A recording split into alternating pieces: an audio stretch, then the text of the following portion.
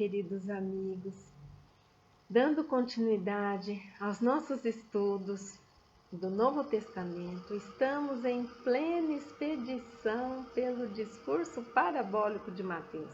E hoje veremos o segundo par de parábolas gêmeas, tesouro e pérola.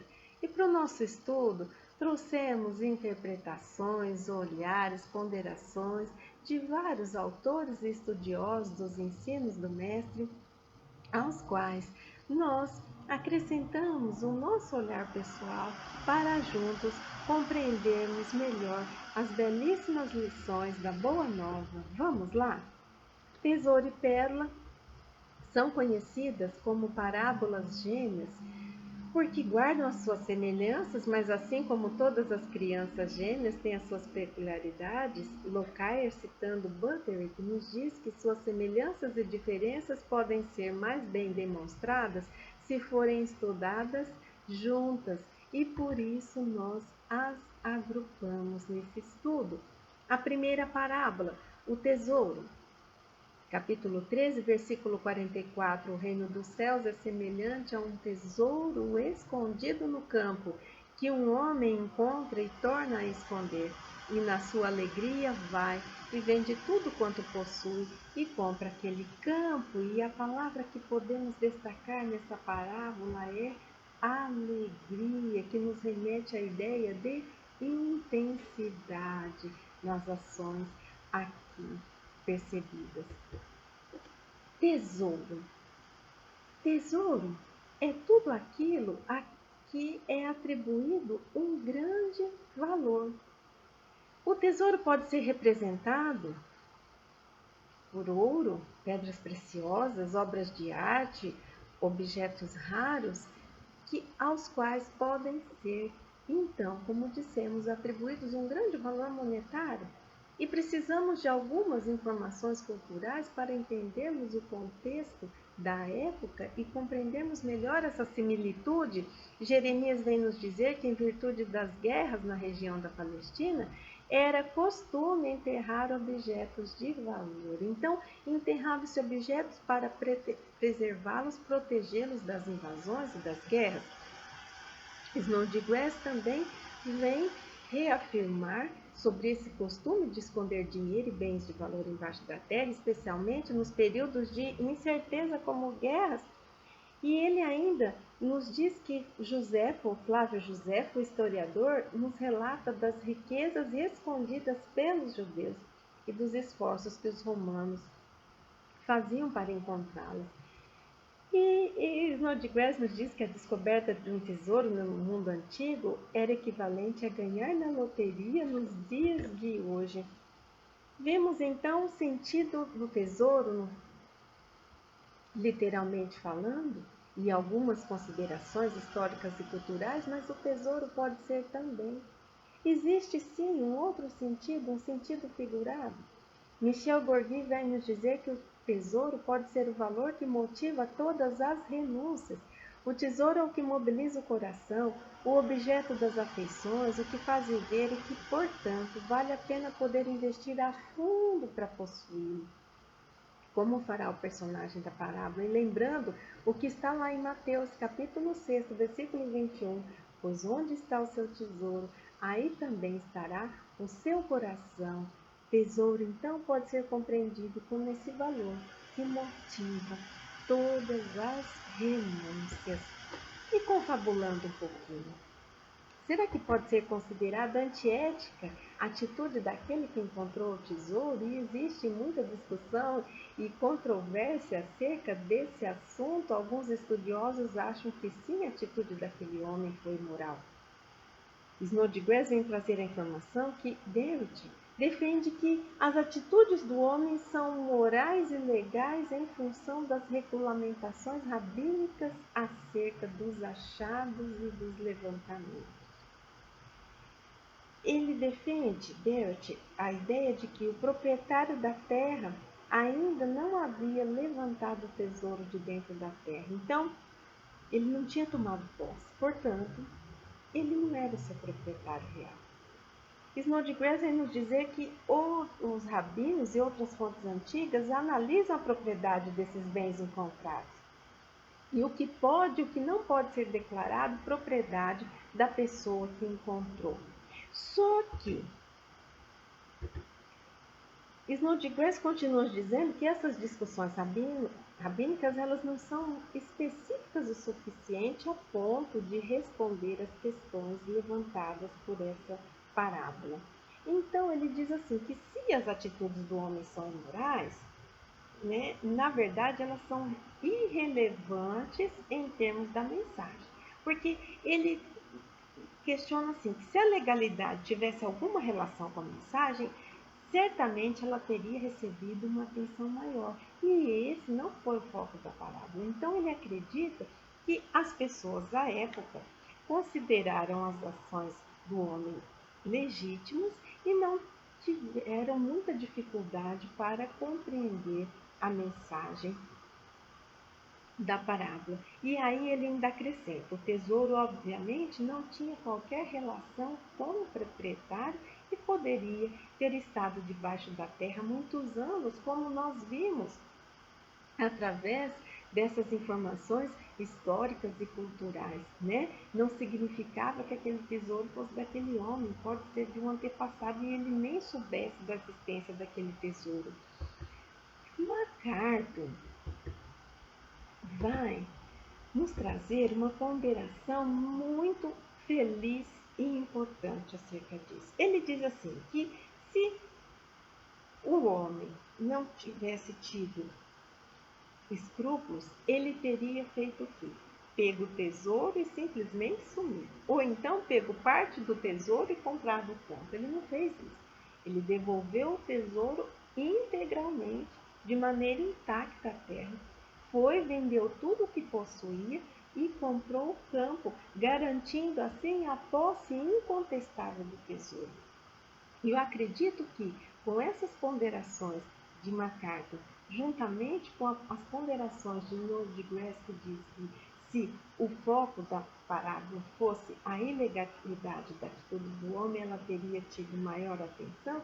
Acredito que com esses dois pensamentos nós podemos fechar a questão e ver aqui que o que está em jogo não é a legalidade ou a legalidade do ato, que por todos esses elementos que vimos, leva a crer que a atitude desse homem tenha sido legal, sim, tenha sido moral, sim. Ele vende tudo para legitimar a sua posse. Seguindo, a parábola da pérola agora está lá no Evangelho de Mateus, capítulo 13, versículo 45 e 46. Novamente, o reino dos céus é semelhante ao homem negociante que procura boas pérolas. Encontrando uma pérola muito preciosa, partiu e vendeu tudo quanto possuía e a comprou. E qual palavra nós destacamos nesta parábola? Procura. O homem negociante estava à procura de boas pérolas. E pérola, o que é pérola? Pérola é aquele material formado a partir da invasão de um corpo estranho em uma ostra, um molusco ou mexilhão. Então, quando entra esse corpo estranho, geralmente um grãozinho de areia, ou um verme, ou um micro-organismo, a ostra começa a envolver esse elemento com nácar e bicarbonato de cálcio. E nasce a pérola nas profundezas do mar, mas só revela sua beleza luz solar. MacArthur vem nos trazer algumas informações acerca das questões históricas e culturais. Ele diz que a pérola era aquilo que o diamante representa hoje, quer dizer, representava um alto valor monetário. E naquele tempo, ele diz que as pérolas também se tornavam uma riqueza facilmente transportável. Se você possuía pérolas finas, possuía uma fortuna, uma riqueza facilmente transportável. Olha que interessante isso. E os mergulhadores da época, ele nos diz, Eles não tinham máscaras, nem roupas próprias, nem peixe de mergulho, nem cilindros de oxigênio, e eles colhiam as pérolas nas profundezas perigosas do Mar Vermelho, do Golfo Pérsico e Índico, e muitos morriam nessa empreitada. Por que eles morriam? Porque eles amarravam em seu corpo uma pedra, respiravam fundo, pulavam na água e vasculhavam o fundo do mar à procura das ostras, sem qualquer aparato tecnológico que nós temos hoje em dia. Snodgrass ainda nos traz algumas informações acerca do valor monetário da pérola, e ele cita os escritos greco-romanos que a pérola ocupava a posição mais elevada dentre os itens que recebe o preço. Ele também nos traz alguns exemplos nos escritos judaicos posteriores que a pérola é vista como um ensino valioso. E ele cita um escrito judaico que apresenta uma parábola na qual a Torá é comparada a uma pérola. E nos traz outras informações culturais que as pérolas eram consideradas os objetos mais valiosos que existiam e por isso se transformam nessa figura de linguagem que expressa esse valor supremo e que representa o fundamento da nossa similitude aqui em questão que nós estamos estudando. E o negociante de pérolas, o personagem da nossa parábola? Snodgrass vem nos dizer que algumas pessoas no mundo antigo não consideravam os mercadores como pessoas respeitáveis. Ele cita um escrito judaico que diz: é muito difícil um negociante fugir dos delitos, tampouco o mercador é inocente do pecado.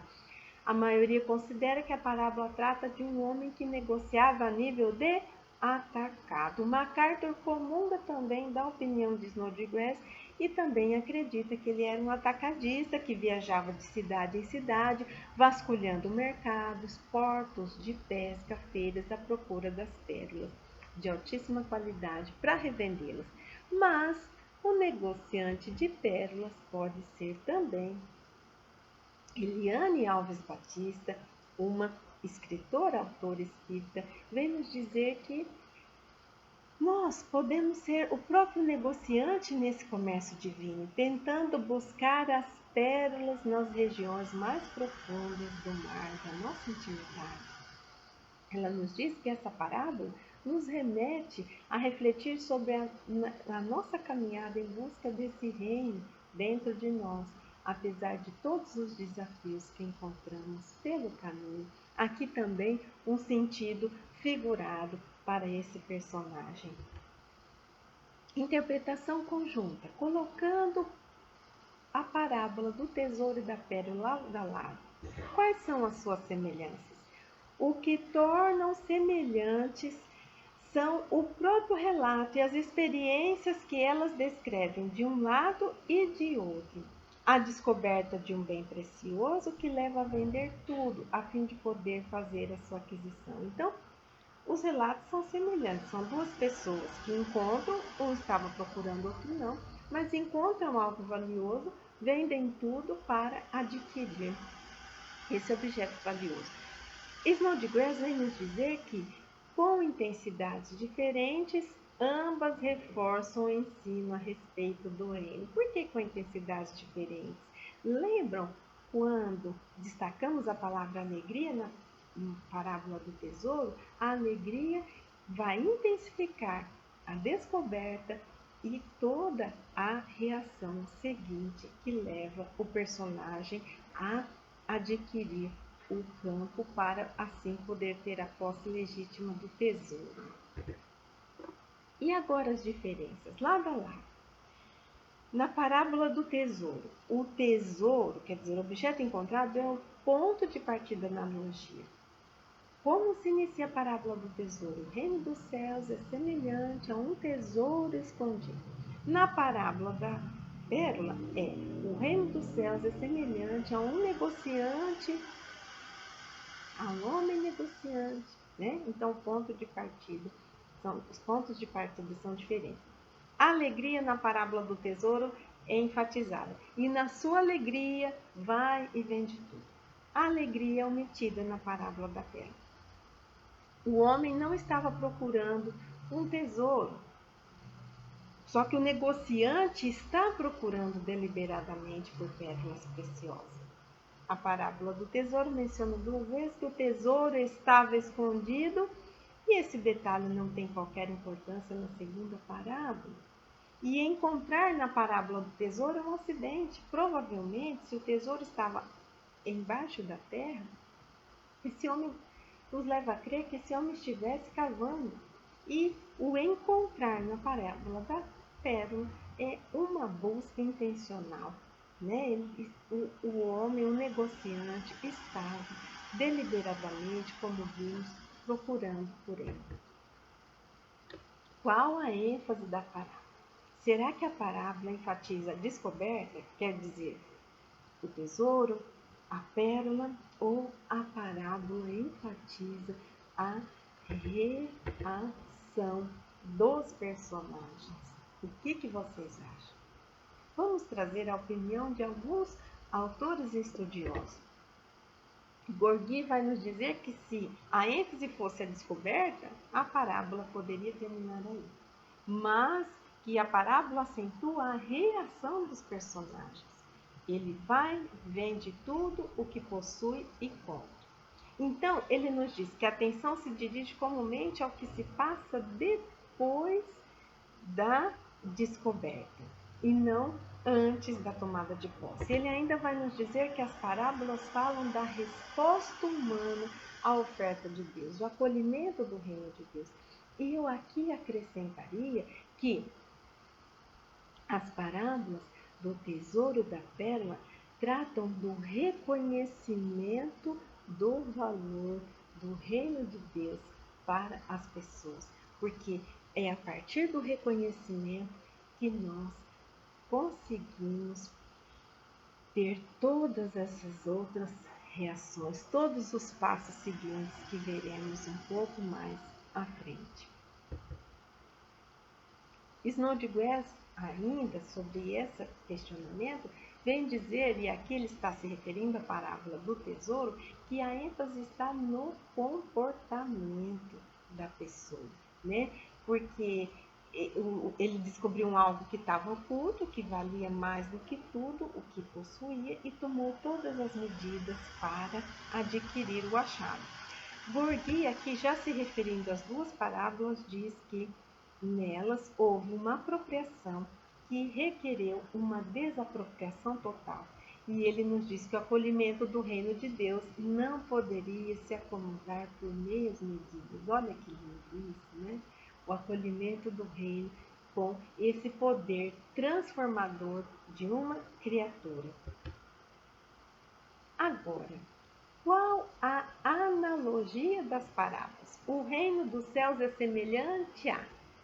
semelhante ao homem, do campo, ao homem negociante, é semelhante ao tesouro, é semelhante à pérola. A parábola se inicia com essa comparação. E aqui está sendo comparado o reino de Deus. Será que ao achado, ao objeto, ou será que ao personagem? Snodgrass vem nos dizer que a analogia se dá com o processo descrito. Aqui ele está se referindo à parábola do tesouro. Então, ao processo completo descrito na similitude. O reino é como o caso de um homem que encontra o tesouro, pobre, pela sua alegria, vende tudo e compra aquele campo. O reino engloba todos esses aspectos. E esse processo vale para a analogia, vale para a parábola da pérola, o reino dos céus. Então é comparado a todo esse processo, a todas essas atitudes, o contato com o objeto, o reconhecimento do valor, a desapropriação de tudo o que possuía para poder adquirir esse objeto encontrado. E qual o elemento inesperado dessa parábola? Será que foi o achado? Quer dizer, como se alguém estivesse contando alguma história e aí então fala de tesouro. Nossa, esse foi o elemento da parábola? Eu não estava esperando que fosse aparecer um tesouro. Ou foi a reação dos personagens que venderam tudo? O que foi o elemento inesperado? O que surpreendeu?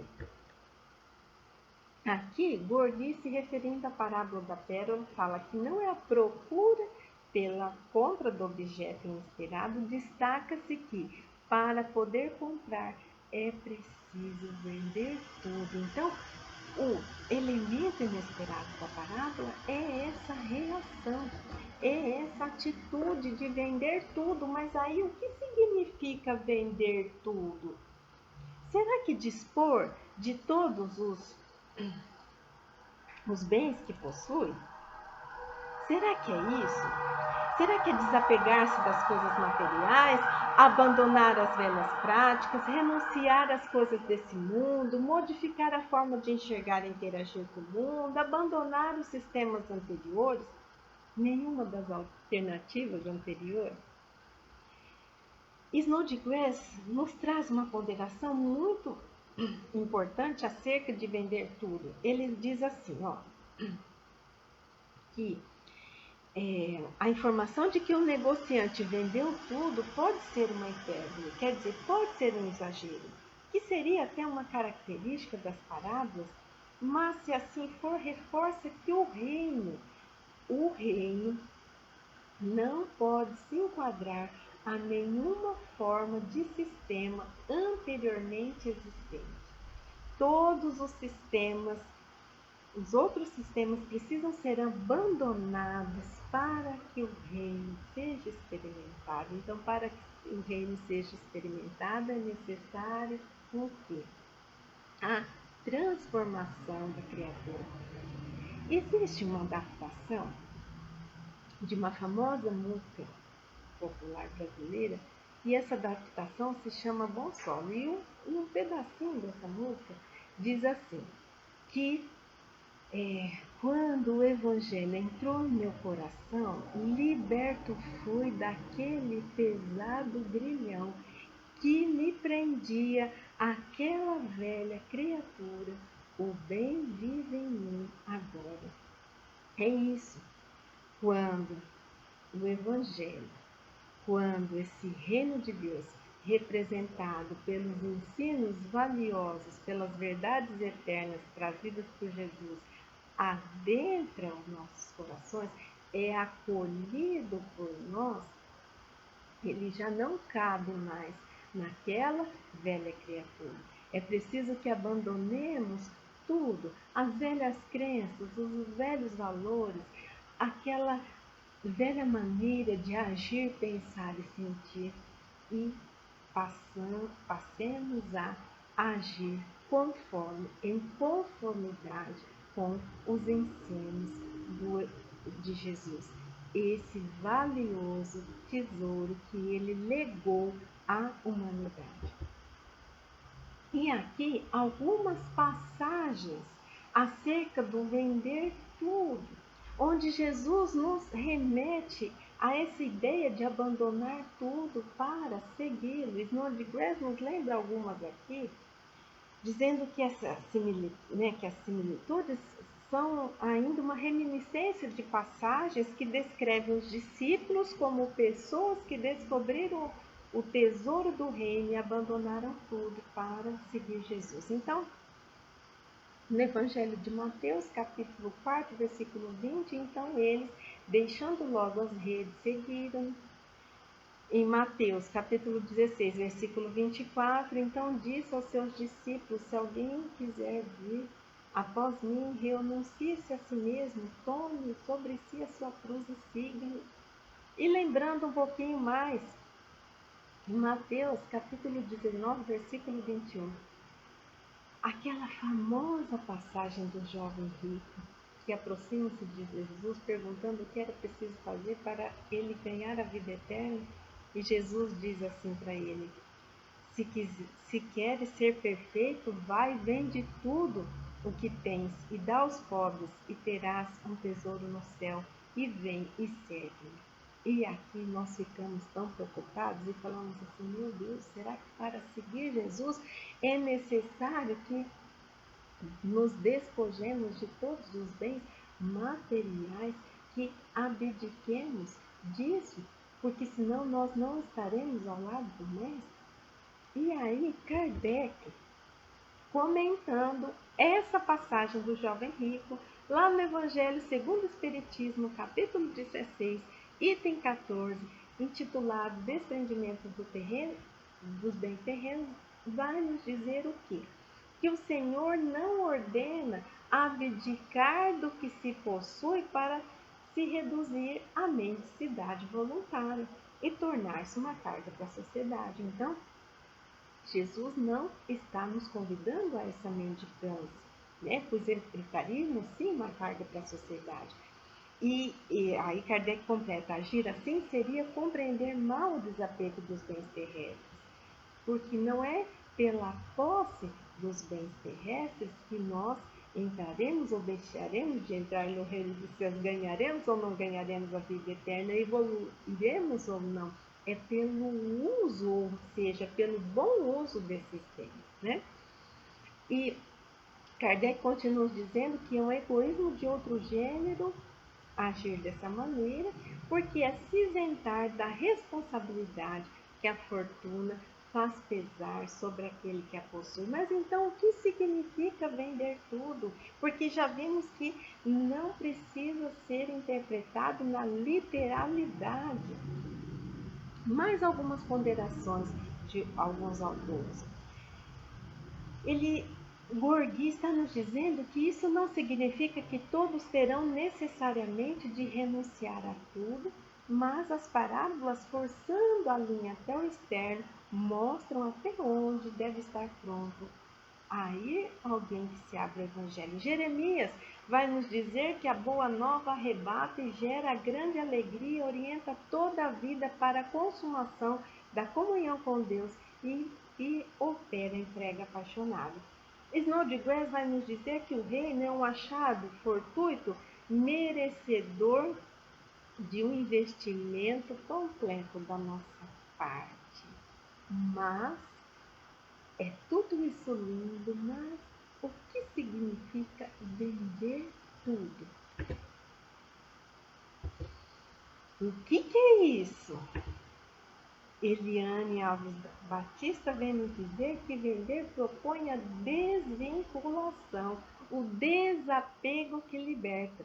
Aquele que vende está desvencilhando-se de um bem que, por certo, foi-lhe precioso, para substituí-lo na aquisição de outro bem. Então, a desapropriação aqui, porque o vender significando desapropriar-se, desvincular-se, desapegar-se, a desapropriação não é material apenas. Às vezes precisamos de um pouquinho de desapropriação material porque somos muito apegados, mas a desapropriação aqui, ela é num sentido mais amplo, ela não se refere à desapropriação material, mas à desapropriação da velha criatura, nos convidando então à transformação por completo.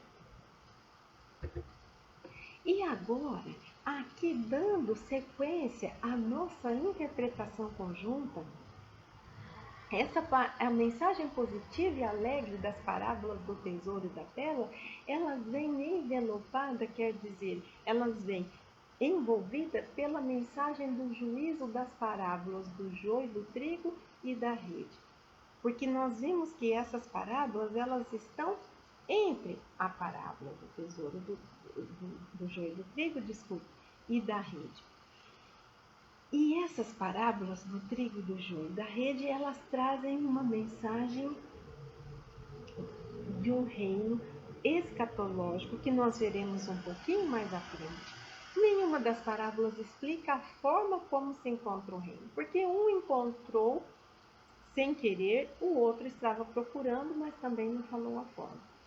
Pressupõe, segundo Snodgrass, que o reino de Deus está oculto, mas pronto para ser achado. Pronto para ser achado para aquele que tiver a boa vontade, que estiver agindo. O reino está presente e aguardando, olha que lindo isso, aguardando que reconheçamos o seu valor e tomemos uma atitude radical digna dele. É isso, ao nos depararmos com esse reino, ou reconheçamos o seu valor e nos transformemos. Jesus contou essa história para anunciar a presença do reino e para evocar a alegria da descoberta e a atitude radical de seguir os seus passos. E isso é tudo lindo, muito lindo, né? Mais reflexões. Snodgrass vem nos dizer que essas parábolas são, mais do que qualquer coisa, um chamado ao discipulado. E a mensagem dessas duas similitudes é, no mínimo, tão pertinente para os ouvintes em geral como para os discípulos. É muito lindo isso, né? Então, como dissemos aqui nos slides anteriores, olha só. O reino de Deus está presente, aguardamos que reconheçamos o seu valor e tomemos atitude radical digna dele. É isso que Snodgrass considera como um chamado ao discipulado, essa tomada de atitude radical digna do reino. Lindo, né, gente? E agora aqui, recapitulando, aqui trouxemos algumas ponderações de Gurdjieff para podermos entender um pouquinho melhor acerca do que Snodgrass diz, que a mensagem das parábolas do tesouro e da pérola está envelopada pela mensagem do juízo do joio, da parábola do joio e da rede. Então, a parábola do joio e a sua explicação, elas retratam um reino escatológico. O que é escatológico? Escatologia é o estudo das últimas coisas. Um reino que se concretizaria no fim dos tempos. E traz uma perspectiva ameaçadora, porque se lembrarmos da parábola do trigo e do joio, o que ela nos trata? De uma semente que é lançada em um campo e que começa a crescer junto com essa semente o joio. A semente era do trigo e começa a crescer o joio, e o joio era algo danoso para o crescimento da semente, mas aí, se fosse arrancado, poderia atrapalhar ou prejudicar o trigo. Então ele cresce junto do trigo e quando chega a hora da ceifa, ele é cortado também, separado em molhos e queimado. Então, nos traz a ideia dessa separação, né? Da separação daqueles que serão considerados os cidadãos do reino e daqueles que não serão considerados, remetendo à ideia de um futuro, de algo que a se realizar no fim de todas as coisas, como diz aqui esse termo escatológico. As outras parábolas, mostarda e fermento, já vai nos trazer o reino numa perspectiva presente. O reino já está instaurado por Jesus, que lança a semente da palavra divina. Então esse reino está presente e está em desenvolvimento, nos trazendo uma perspectiva consoladora. A parábola do tesouro e da pérola também nos traz esse reino presente, que está oculto, pronto para ser achado, a partir do momento que encontremos reconheçamos o seu valor, e que é um objeto, um motivo de grande alegria quando nos deparamos. Também traz essa perspectiva consoladora.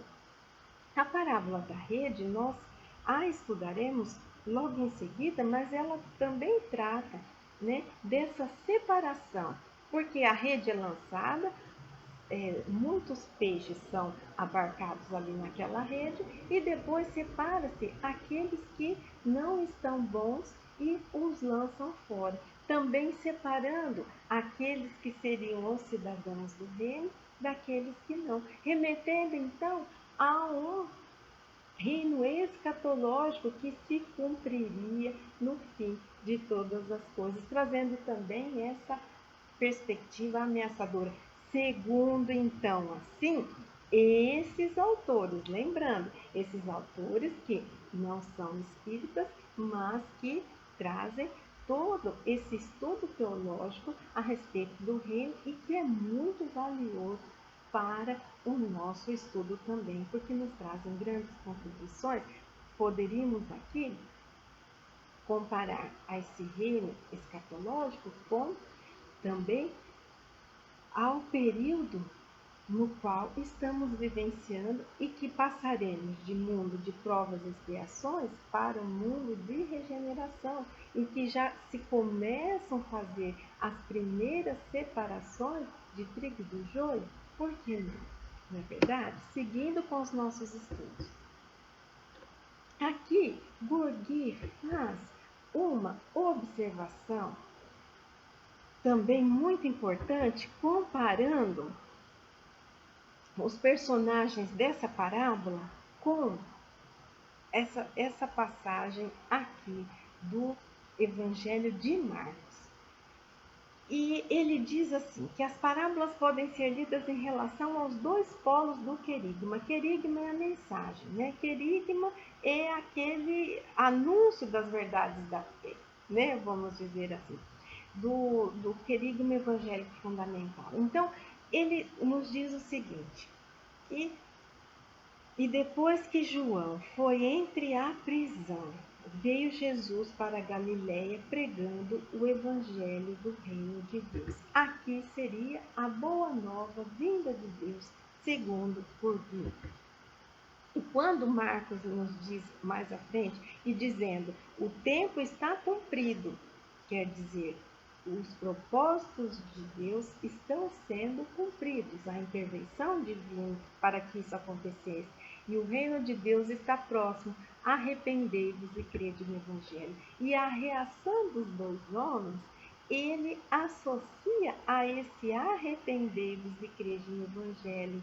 Quer dizer, porque a hora que eles se depararam com o objeto e detectaram o seu valor, eles abriram mão de tudo para ter esse objeto de valor, que no caso ali, né, podemos comparar esse objeto ao reino, esse objeto ao evangelho que estava sendo proclamado e pregado, e adquiriram e guardaram esse objeto dentro de si. E o arrependei-vos aqui, nós podemos compreender, além do reconhecimento das suas imperfeições, mais do que isso, o arrepender-se é transformar-se para que não se incorra nos mesmos erros. Então, o arrepender-se aqui, ele está muito associado à evolução, à transformação. Eu sei o erro que eu cometi e o quanto sofrimento causou às criaturas e a mim, então eu vou agir de outra maneira para que eu não mais incorra no mesmo erro e não prejudique outras pessoas e não sinta tudo isso que eu senti com esse erro. Então, isso tudo muito é lindo. Crede no Evangelho, quer dizer, eles viram tesouro, reconheceram o valor e se transformaram. Resumidamente, é isso. Só que agora nós precisamos entender um pouquinho mais acerca do reino dos céus. E MacArthur vem nos dar uma grande contribuição para isso. Ele vem nos dizer que o reino é um domínio espiritual e não é uma esfera terrena geopolítica. E aqui ele vem nos dizer que Jesus descreveu o estado atual do reino como intangível e invisível. Então ele diz, o reino dos céus não vem de modo visível, nem se dirá que está aqui ou acolá, porque o reino de Deus está entre vocês.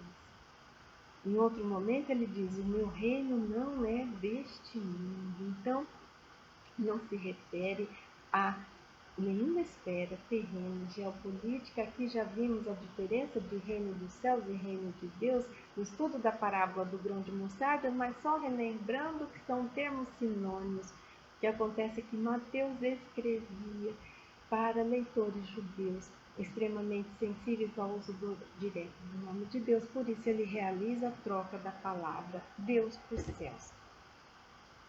Entendendo o reino dos céus, MacArthur vem dizer que o valor do reino não tem preço, ele não tem um valor monetário, porque o reino consiste de tudo que é eterno e que possui um valor real, e é de um valor grande o suficiente para tornar imensamente rico por toda a eternidade cada um dos habitantes. Esse reino então não tem esse valor monetário, né? Tudo de valor eterno é incluído no tesouro do reino, e esse reino é o bem mais valioso que pode ser encontrado. Por quê? Aqui, o reino, como estamos analisando sob a ótica de que o reino foi implantado através das verdades eternas trazidas de Jesus. Verdades essas que nos possibilitam uma nova realidade, que nos levam ao caminho da nossa evolução, do nosso progresso, que nos levam à aproximação de Deus. Por isso, e nos faz, ainda culminando com a nossa evolução, nos faz conquistar a cidadania desse reino. Por isso, esse reino tem um valor tão grande que não está relacionado a nada monetário. Quais outras lições podemos extrair dessa parábola acerca do reino dos céus? MacArthur ainda continua dizendo que o reino não é visível na superfície, o tesouro estava escondido, a pérola precisou ser procurada. Não eram evidentes ao observador casual. Jesus, ainda em Lucas, vai nos dizer que o reino não vem anunciado por fanfarras, a maioria nem o percebe.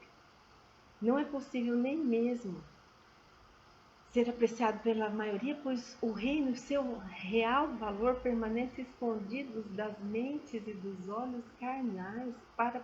Para enxergar o reino e reconhecer o seu valor, é preciso ter olhos de ver e ouvidos de ouvir. É preciso enxergar além das coisas terrestres, além dos olhos carnais, e é preciso sentir o reino dentro de nós.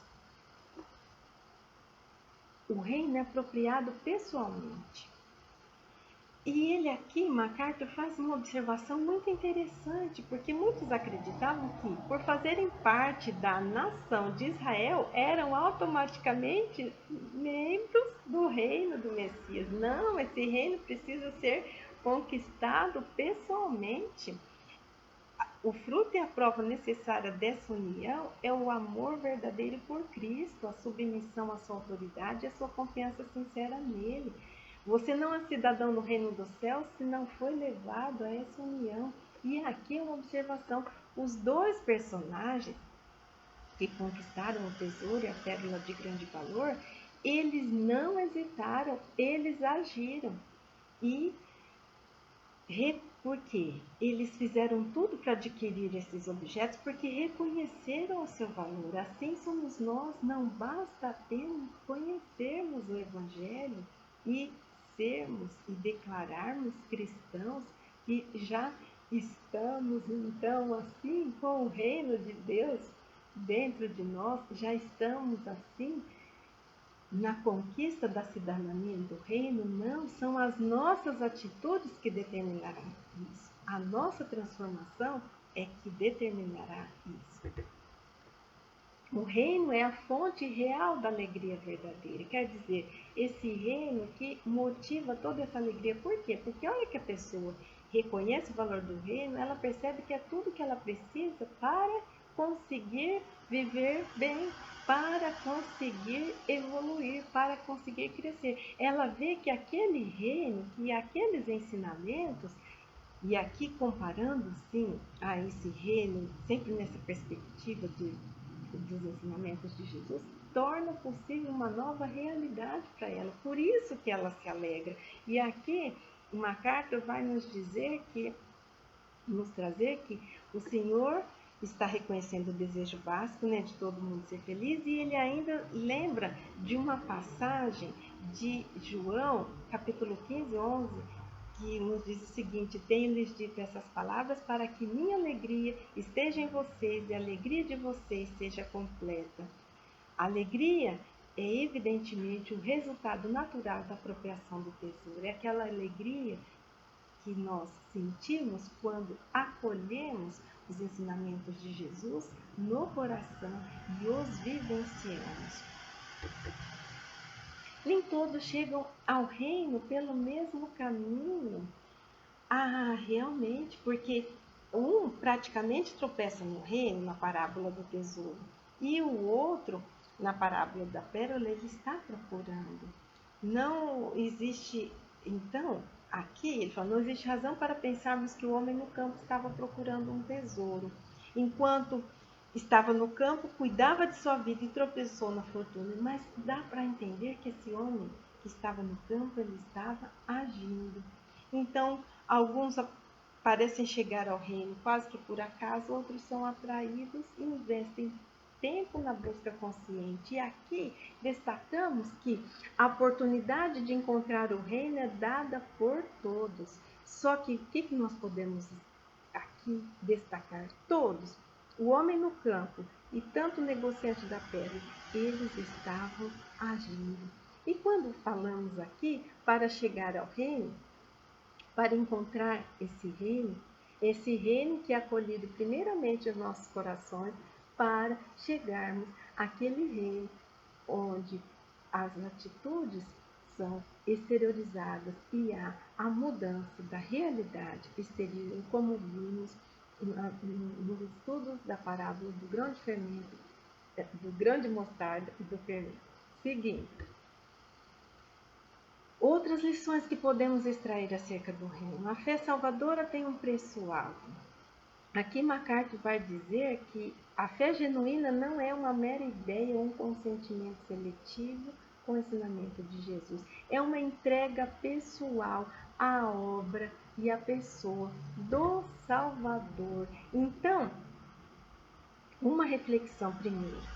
Tem um preço alto? Não significa que o reino, né, vai ser comprado com algum valor monetário, né? Não é isso. O vender tudo, nós já vimos que significa esse desapegar-se, esse desapropriar-se de velhos sistemas, de velhas práticas que trazemos dentro de nós. E essas velhas práticas e sistemas e maneiras e posturas envolvendo os aspectos da vida material e os aspectos da vida espiritual. Mas essa fé salvadora, ela tem o preço, muitas vezes, que preço? O preço monetário não, o preço da renúncia. Da renúncia do quê? Nós vimos que não está necessariamente dizendo da renúncia das coisas materiais, que ela pode existir, pode, mas não necessariamente significa isso. Da renúncia de si mesmo, da renúncia do egoísmo, da renúncia do orgulho, da renúncia, então, da velha criatura, como dissemos, para seguir o Mestre. E ele aí nos diz, calcule o preço de segui-lo, quer dizer, veja o valor, veja o quanto vale a pena estar ao lado do Cristo, porque a felicidade que Cristo proporciona, as alegrias que ele nos traz, tem um valor que não está relacionado às coisas materiais, diz respeito a toda a sua evolução, diz respeito a toda a sua eternidade. E então, quando você reconhece esse valor e vê o quanto vale a pena segui-lo, e quanto vale a pena abrir mão de, às vezes, coisas temporais para uma conquista muito mais valiosa. E aqui, meus queridos, estamos chegando ao final dos nossos estudos. E no estudo dessas 4 parábolas, grão de mostarda e fermento, tesouro e pedra, quais ensinamentos nós extraímos acerca do reino do céu? Nós percebemos que o reino possui algumas dimensões. E as que destacamos é a dimensão individual melhor dizendo, que representa a condição interior daquele que se fideliza a Deus e aos ensinos de Jesus, e a visão e a dimensão coletiva, quando todas as pessoas, já com o reino instaurados dentro de si, vivenciando os valores do reino, transformam a realidade exterior. Nós vimos algumas características do reino, que o reino não está adstrito a uma esfera política ou geográfica terrena, que o reino ele é muito amplo, que o reino ele pode ser conquistado de diversas formas. Nós vimos que o início desse reino trazido por Jesus é um início muitas vezes insignificante, simples, oculto, mas que esse reino, segundo todos esses ensinamentos, chegará à sua plenitude, sim, e plenitude aqui podendo entender que chegará a ser instaurado na coletividade, no coração de todas as criaturas. Vimos os valores do reino, e quais seriam esses valores do reino tão valiosos que motivam todas as nossas renúncias? A paz, a justiça, a verdade, o amor, a fraternidade. E vimos também que para conquistarmos a cidadania do reino não basta nós termos a nossa consanguinidade, a filiação, nós precisamos cultivar esses valores do reino dentro de nós para assim podermos adquirir essa cidadania. E aqui, meus queridos, gostaria de deixar uma reflexão para cada um de nós, porque principalmente nessas 2 parábolas que vimos hoje, um personagem estava procurando, o outro não. E vimos que o reino pode ser encontrado por todas as criaturas e pode ser vivido por todas elas. E aqui, o que nós temos buscado em nossas vidas? Será que nós temos procurado, sim, por esse reino?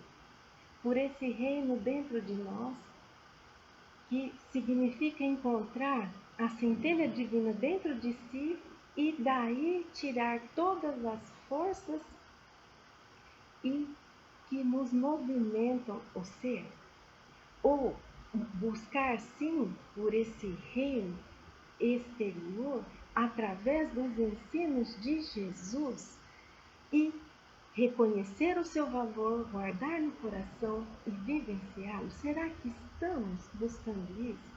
E muitos podem dizer assim, sim, eu estou buscando o Evangelho, o conhecimento e a compreensão dos ensinos de Jesus, eu estou buscando Jesus quando eu adentro a uma casa espírita e me voluntariando nas diversas obras, mas aqui fica mais uma reflexão.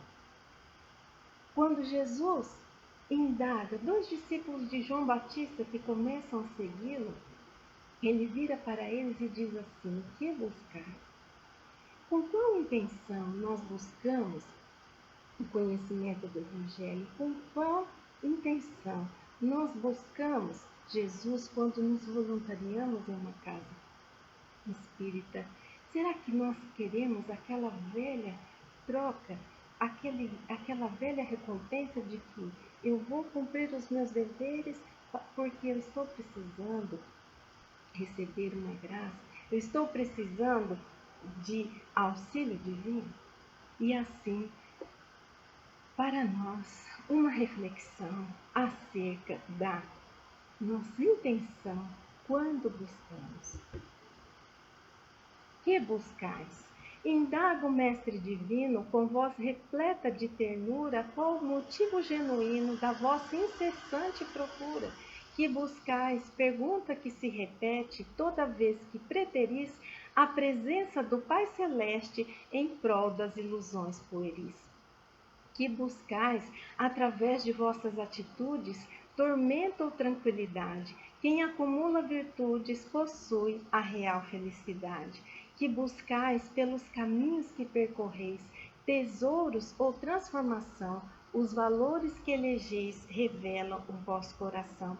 Que buscais na presença do Mestre Nazareno, sublime enviado do Criador, a solução do problema terreno, a mão amiga no caminho redentor. Que buscais nos anseios da vossa jornada, lembrai-vos de que essencial é trilhar a aurora estrada que conduz ao reino celestial. Obrigada pela atenção e pela paciência de todos.